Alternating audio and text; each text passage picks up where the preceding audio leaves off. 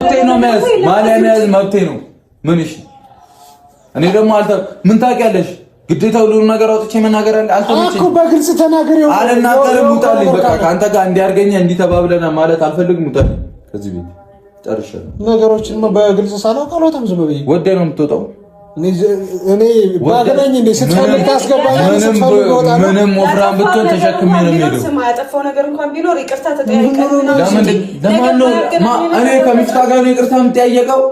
ከሚፍታ ጋር ሁለተኛ እኔ ከሚፍታ ጋር ሁለተኛ ነው። እኔ ከሚፍታ ጋር ከታረኩ ይቅርታ ካልኩት ሀብታም ያርገኝ። ግን ይቅርታ እሺ ሀብታም አርገኝ ያርገኝ አርገኝ። አንተ እኔ ሀብት ምን ይሰራልኛል? ጤናና እድሜ ስጠኝ። ይቅርታ አንዴ ይቅርታ ብዬሻለሁ። ያረዳኝ ጤናና እድሜ ስጠኝ። ምን እያንክ ነው? እኔ አልፈልግም። እጄን እንዳታነሳብኝ እሺ። ስነ ስርዓት ይኖር። ሰላም ቤተሰብ እንዴት ናችሁ? ደህና ናችሁ ወይ? ሰላም ናችሁ አላችሁ አለን። እንግዲህ ዛሬ ሀይሚና ብሩኬ በጣም በሚያስቅ ርዕስ ነው እየመጡ ማለት ነው። ሀይሚና ብሩኬ የተጣሉበትን ምክንያት ያው ታውቀዋል ማለት ነው። ምክንያቱ በኳስ ነው ማለት ነው። አታይም አያለው በማለት ነው እየተጣሉ ማለት ነው። እንግዲህ ያው ብሩኬ ወደ ሳውዲ ሊሄድ ነው በማለት ሻንጣ ማሊያ አዘጋጅተዋል ማለት ነው።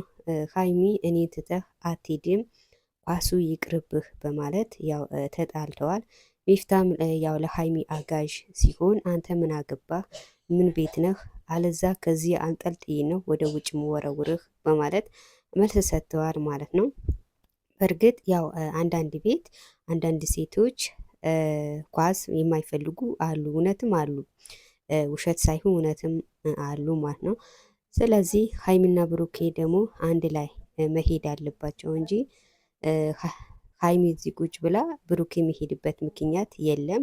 ኳስም ደግሞ የሚያይ ከሆነ አንድ ላይ ማየት አለባቸው እንጂ ብሩክ ሀይሚን ትቶ ብቻውን ማየት የለበትም። እንግዲህ ያው ብሩኬም ያለች እንደዛው ነው።